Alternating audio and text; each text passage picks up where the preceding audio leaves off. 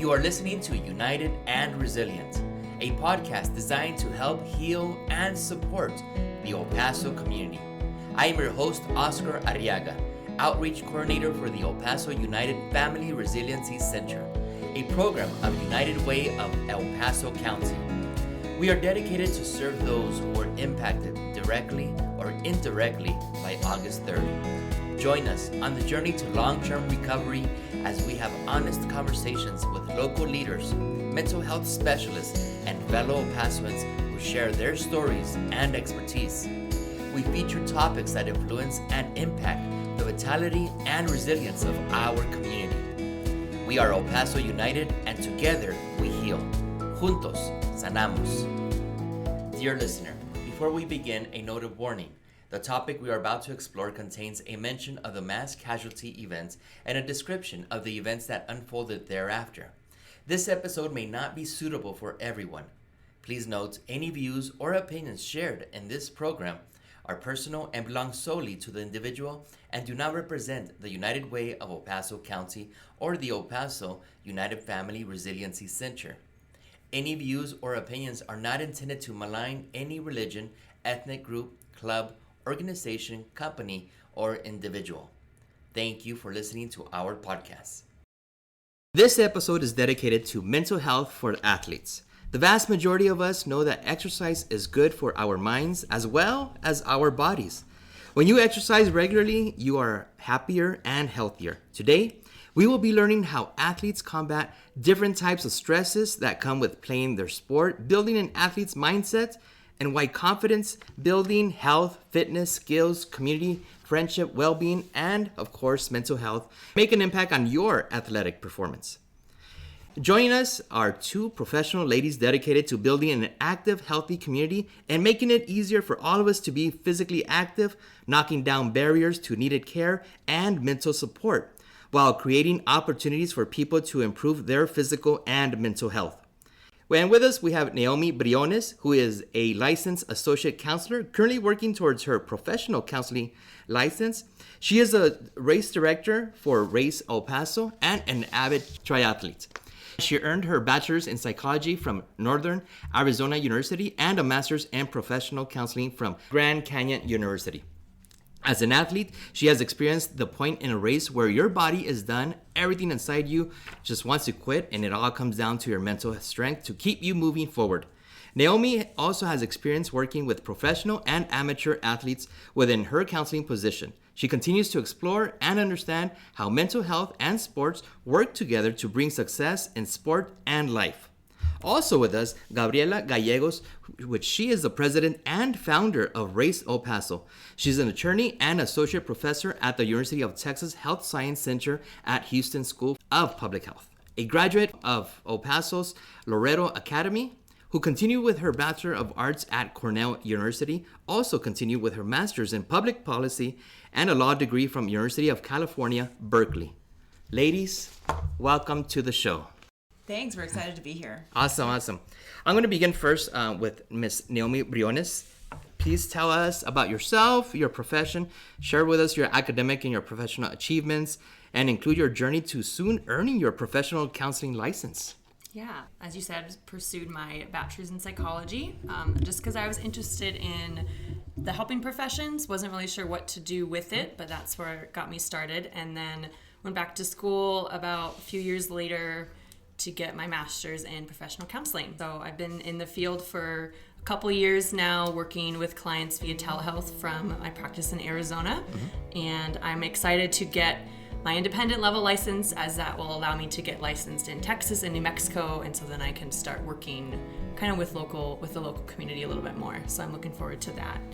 Awesome. And you're also the race director for Race El Paso. I am, yep. So that's brand new this year, 2023. I got certified and have put on our first two events, running race and then our Mighty Mujer Triathlon earlier this year. So I'm excited to kind of continue in that endeavor as my second job. That keeps you busy? Yes, it definitely does. And also with us is Ms. Gabriela Gallegos. Ms. Gallegos, we want to know your academic and professional career achievements too, and do include your journey towards being the president and founder of Race El Paso and associate professor at the University of Texas Health Science Center at Houston. Sure. Thank you so much. So my career is a little bit different than other people's who might be a little bit more linear. I started out as an attorney working at a large law firm, and it was during that time that I participated in my first triathlon. And that changed my life. So it was really a transformative experience that I was able to set a goal and achieve it. I did not grow up athletic, was not part of team sports or individual sports. So that was a whole new thing to me. I decided to move back to El Paso, and when I returned, that was in 2008, I saw a very different El Paso than I remembered. I saw dialysis centers, I saw a lack of trails and infrastructure, and I also had found this sport that I love. That was really my motivation to start Race El Paso and bring triathlon to this community in a more professional way. Previously, participants or athletes here in El Paso had to travel for races, and that really makes it less accessible for anybody in the community. It would take a whole lot of motivation to say I want to go do my first race and it's going to be in California. So I need to save up and get there, as well as figure out how to do the sport. Right. So that was about 15 years ago. We have now put on between 4 and 7 races each year since, and I've been a race director for about 15 years. A few years back, I got more involved in policy work, and so I wanted to go back into that line of work. And it was Race El Paso and the work that I had done with trying to get our community more active and more physically active specifically that led me to public health. So now my research is about food access, helping to make healthy choices more affordable and accessible, as well as motivating people in our community to be more physically active. Oh, wonderful. And both of you still avid physically active triathletes, or in maybe your own discipline, swimming, running, cycling? Where do you find the time? And I want to begin with that, with the physical training for competing in a triathlon. An endurance sport where the individual must train over long distances in swimming, cycling, and running, respectively. And maybe also you got to commit to other conditioning exercises, I imagine. How does that physical aspect of training look like for a triathlete?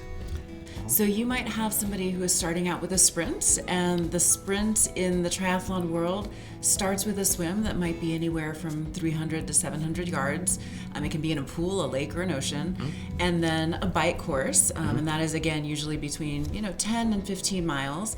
And then it ends with a 5K run. And so that is kind of the short distance in our sport.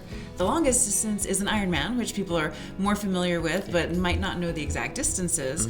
But that ends in a full marathon, right? So you can just imagine what the equivalent distances are for that. Oh, wow. So I participate in everything from sprint to a full Ironman. So it depends on what distance you're training for, what time commitment that takes, and also in what your goals are, right? Some people start with the goal to participate and finish.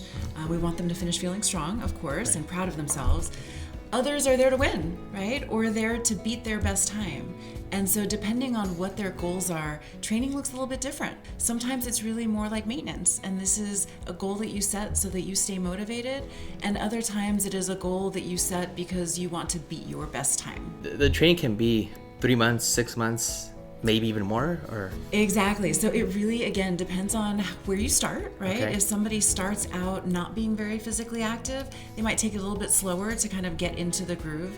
And if you are training for a very long distance, the time commitment is extraordinary, and that can be really what you're spending all of your free time doing. So it kind of depends on where you start, and then also on where you want to finish, right?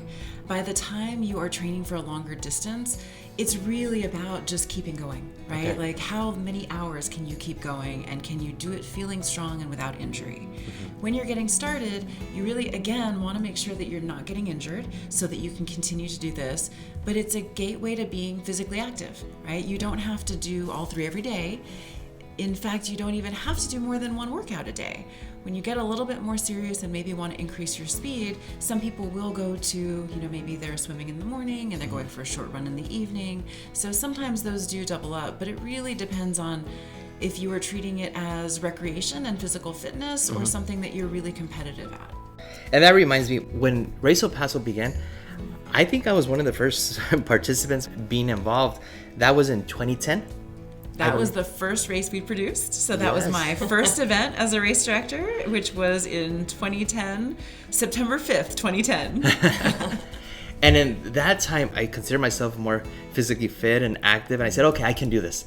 I did do some running. I did do some cycling. The swimming was there. I was like thinking, okay, yay, nay, can I do this? But I remember when I would train, I would say to myself, okay, do I focus today cycling and running? And if I don't do swimming, I'll just make it up. Or do I focus this week on just swimming so all my 3 disciplines can be the same? I mean, that was years ago. It was my first time as a triathlon athlete. Do people still go through that and think about that? I think everybody goes through that. Okay. So beginners especially are kind of going into the unknown. Right? So a triathlon starts with a swim, and then it goes immediately into a bike, and then you finish with a run. Some people might come to it with one strong discipline that they feel very comfortable at, but really have to work at the others. Some come to it without really a strong background in any of them and kind of are just getting started. I think some of the things that happen are that people assume that they know who's fast by looking at them. Really? They assume they know who can do what by looking at them. And one of the things that we've seen, especially in El Paso, is that really isn't the case. You know, you might see somebody who visually you imagine is very fit, but they just learned how to swim last month. And so they're just learning how to do it. They're nervous in the water.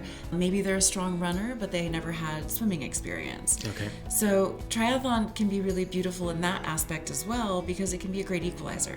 Somebody who is fast at one may be slower at another. And so you really never know who's going to cross that finish line first just by what you imagine. A fun fact about Eagle in the Sun Triathlon in 2010, which was the start, been back in El Paso after having been gone about 15 years and started that race. There was a lot of concern because people were like, nobody's going to do that here. Nobody knows what it is. We sold out that first year with 450 participants. And shortly, before the race, I freaked out completely because I kept getting questions from people that were like, well, who's going to watch my bike? Do I go to the bathroom to change? Right? Because nobody understood the logistics since we didn't have a community that had seen it before. If your brother, cousin, friend has never done one, who are you going to ask? Right? These basic questions. So we held a beginner's briefing, and that was really what turned Eagle in the Sun and other Race El Paso events from just events to opportunities to educate and really try to help people get more comfortable before they get to the race and the start date. Just producing an event to offer that to trying to create a culture of health in El Paso and move people along and really give them the support that they need to be successful. And I do remember that after I competed, I think I was ready for the next one. In a triathlon, you're an individual. But of course, when you're in another sport, say a sport of football, basketball, baseball, you already have that group support. But here, I think there's people searching for that support that there is. And is there? And how important is that for the competitor? It's been a really wonderful thing to watch. El Paso has really changed with regard to clubs, from bicycle clubs to running clubs to very informal networks of people that have now found each other. One of the things that we've seen with our all-female race, Mighty Mujer Triathlon, is that we do offer this series of clinics. And women may show up alone to just get more information, but they walk out with invitations to go for a run, to meet somebody for a bike ride. They might trade information about a swim coach. So all of that has really taken shape because more and more people are participating in this sport. There's more resources, we have more coaches around, and we have more groups that are really supporting that. So some of it's informal, and some of it is really, clubs that have taken shape. And they keep getting bigger. I mean, there's still triathlons happening. Absolutely. After so many years. And also for the athletes to perform at their best, whether it's an age group or an elite competition, do they also need to hone in their mental skills besides their physical skills? How do they build that athlete mindset? I do think that is a big part of just sport in general. I think it ties back into Gabby's comments about what is your ultimate goal in doing this? Is it to finish? Is it for your overall physical health? Is it to get faster, to beat maybe a personal best at the same event or something different. Knowing clearly what your goals are, setting realistic goals to begin with, actually thinking like, what could I accomplish? Maybe having an A and a B goal. So giving yourself like those things to work towards, I think can really help with that motivation of just pushing through those hard days, working through those moments where you do feel uncomfortable in training, and knowing that that's what makes you stronger. I need to be disciplined in this, but I can also give myself grace. So this balance of that kind of an athletic mindset, I think. You're listening to United and Resilient. We'll be right back with our guests Gabriela Gallegos and Naomi Briones. Now we shift to our intermission segment of Where Were You on August 3rd with our guest Valerie Mendoza. She is the former resiliency navigator with the El Paso United Family Resiliency Center and shares her personal story of the August 3rd, 2019 tragedy. Hi, my name is Valerie Mendoza, and this is my August 3rd story. So the morning of August 3rd, I had woke up early to go eat breakfast with my sister, which is normal every weekend kind of thing. And the night before, I had let my daughter spend the night at a friend's house, and my son was still asleep. So I was sitting waiting for breakfast, and I was on Facebook, and I was like, hey sister, something's going on. And I was like, there's like reports on Facebook that something's happening at Walmart, Cielo Vista. I was like, it's probably a drill. That's probably what it is. And she's like, yeah. Unfortunately, videos started popping up on Facebook, and I was like, I don't think it's a drill. And she was like, get off of there, you're scaring yourself, like stop watching. Yeah, that's a good idea. I'm shocked, and she was like, no, let me see. My mom called me, where are you? What are you doing? Where are the kids? Are they safe? So I called my daughter. I told her, don't you dare go anywhere. I'm on my way to pick you up. I called my son. Hey, are you okay? I mean, I knew I had left him at home asleep, but I just wanted to make sure. Go to pick up my daughter, and we're just watching the reports come in. Both me and her are sitting there shocked, as to what just happened to our community.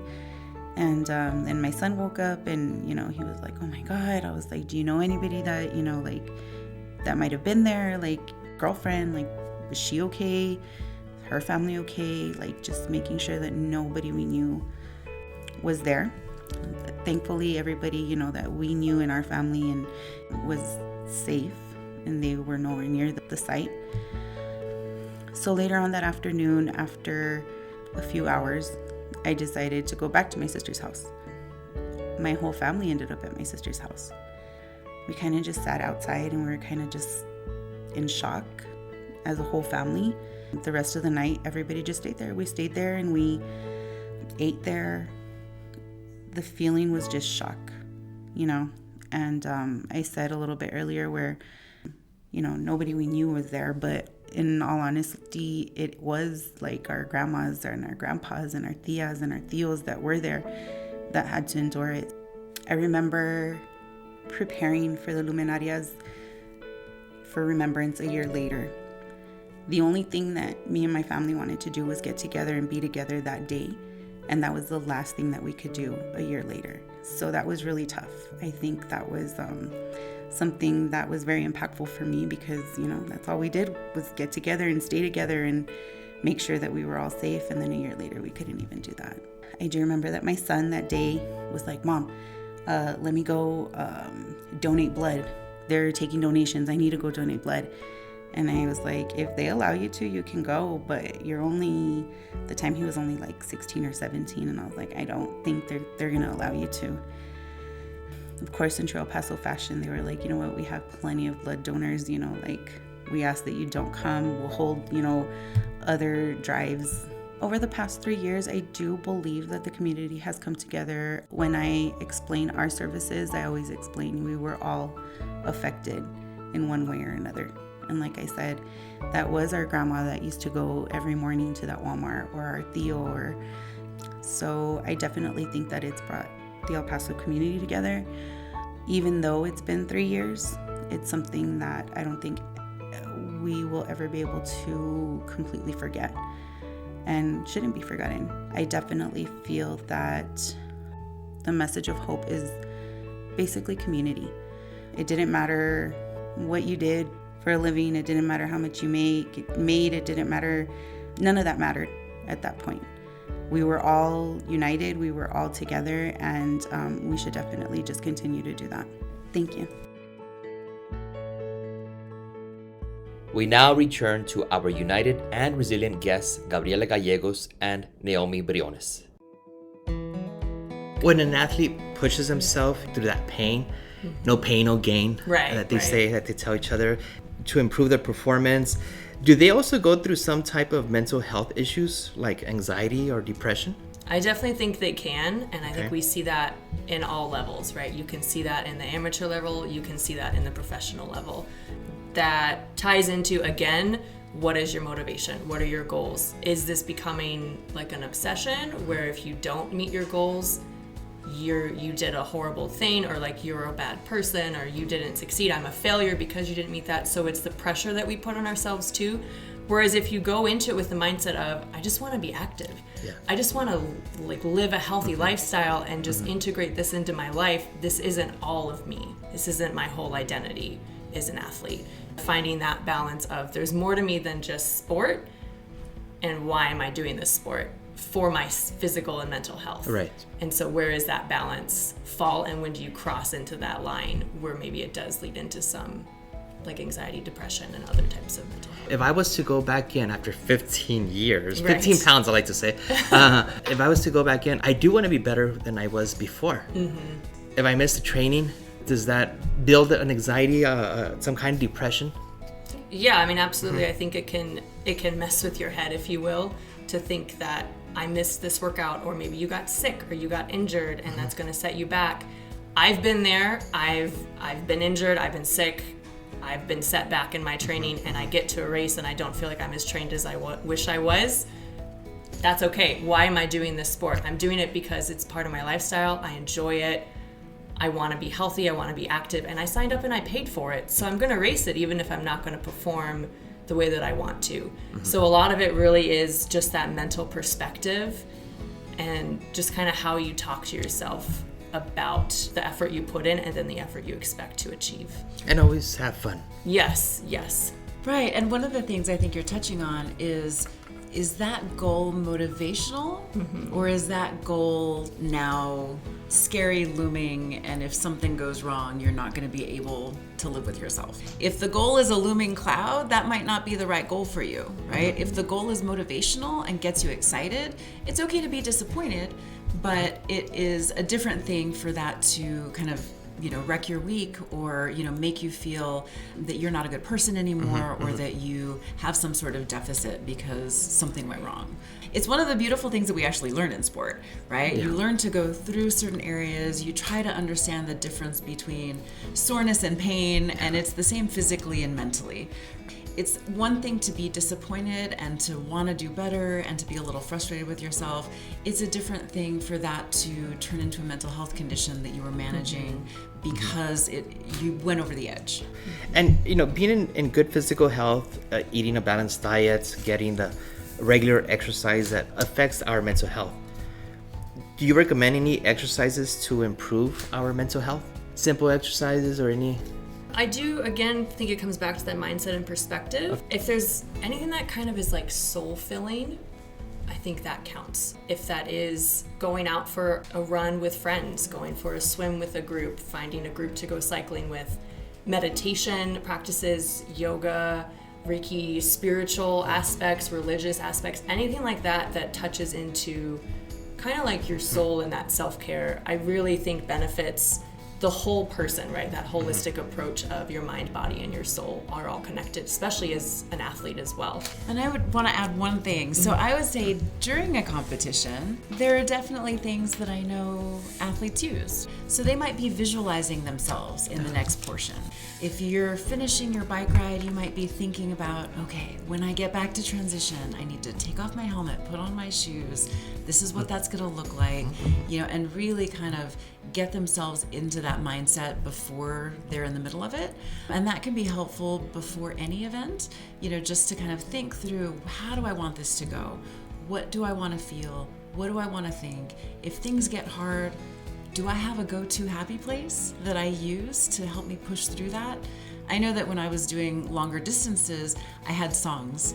And I had songs in my head that I would start singing that I knew would either calm me down if I was getting worked up and going too fast and I needed to relax a little bit, or others that if I had kind of taken the foot off the pedal a little bit and I wanted to kick it up, that I would start kind of thinking about that song and singing it in my head so that I would pick up the pace a little bit. Oh wow, that's very effective. I do go to the gym here and there, and the ones that are dedicated, they stress out when they miss a leg day, an arm day. Can this type of stress develop into a mental tension? What do you recommend for people to handle this? You're more than just an athlete. So if you miss a workout because you had something come up in your life of another area, like with friends or family or work, something else that's important to you, that's okay. And so kind of giving yourself permission that if you miss 1 or 2 workouts here and there, it's not going to hinder your overall performance long term. Obviously, again, like with injury and sickness, that can have like force longer breaks, so that will take some time. But knowing that you can always build back up. It's not that you'll never be able to go back to working and towards achieving those goals. It just is. If it's a setback, it's a very minor one. It's still achievable. Yes. Yeah. I know that athletes can feel nervous, unsettled, or they feel more pressure to play their best. They experience excitement or nervous jitters before and during the competition. Sometimes these athletes who feel the jitters are the players who may underperform.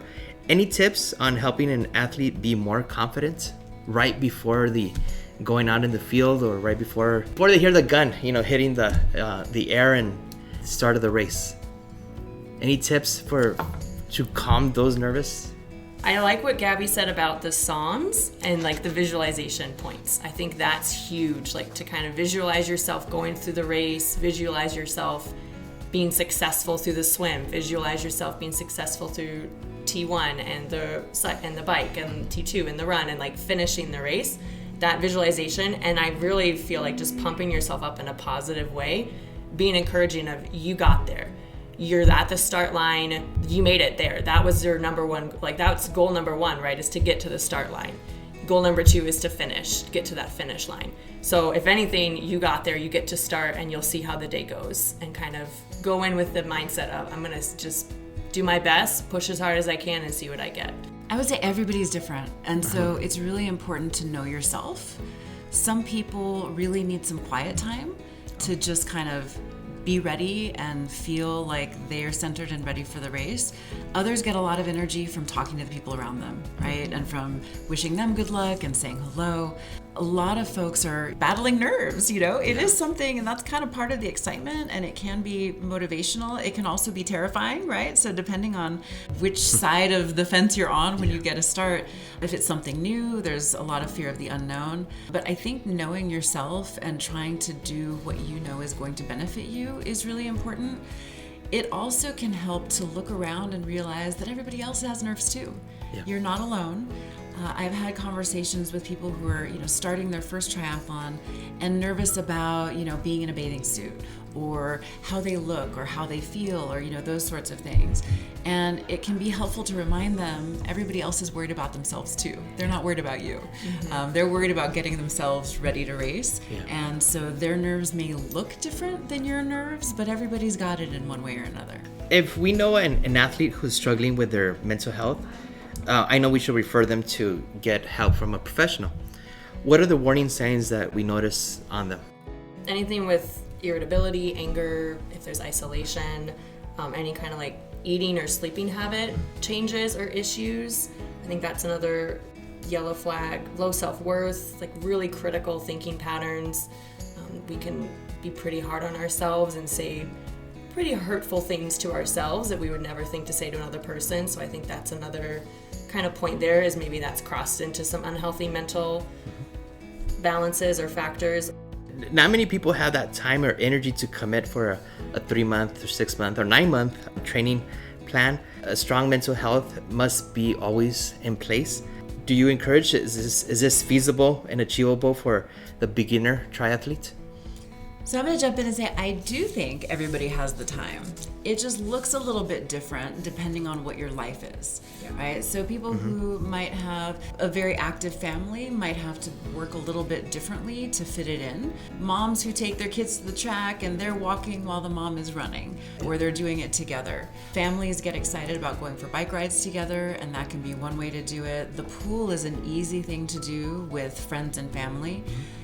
Those who have strange work schedules may be fitting it in very early or in the evening. I think a lot of triathletes develop the habit of early morning workouts because it is kind of a quiet time in households, or you're not disrupting dinner because you left for an hour and are coming back. So you can do that, you can get it in, run or bike outside your front door. Swimming is a little bit different. Everybody's life changes from year to year. If somebody has a very big goal, they may make that their priority for that year or for that 3 months.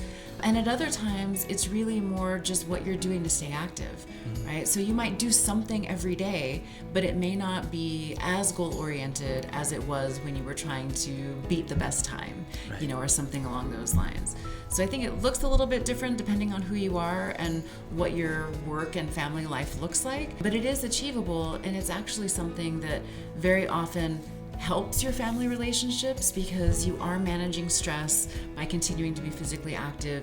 You have more energy in a lot of ways, because you're out and doing things, and it's counterintuitive, but when you have done something physically active, you often have a lot of energy throughout the day.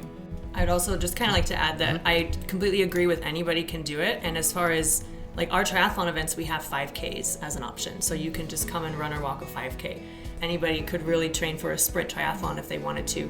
So it's kind of, I think, really honoring the season of life that you're in and finding the goals, the distances, the events that fit in with that. And knowing that if you want to go longer, if you want to go bigger, you'll be able to get there again in maybe a different season. So. Very good tips. I like that. Tell us, here in El Paso, where can people get information? Where can they jump into their first triathlon? So raceelpaso.com is the best place to go for information. We have Eagle in the Sun Triathlon, which is the one that you did in 2010. Oh my gosh. That is going to take place in late August here at Ascarate Park. Okay. The pool is beautiful. It is a 50-meter pool outdoors, and so that's where the swim takes place. We actually closed the border highway for the bike course, and so you have absolutely beautiful cycling, and cars cannot even try to get on because the exits are closed. And then the run is here on the Paso Norte Trail. And so we like to highlight kind of new aspects of our infrastructure, and that was one that constructed a number of years ago, and so our runners use that course.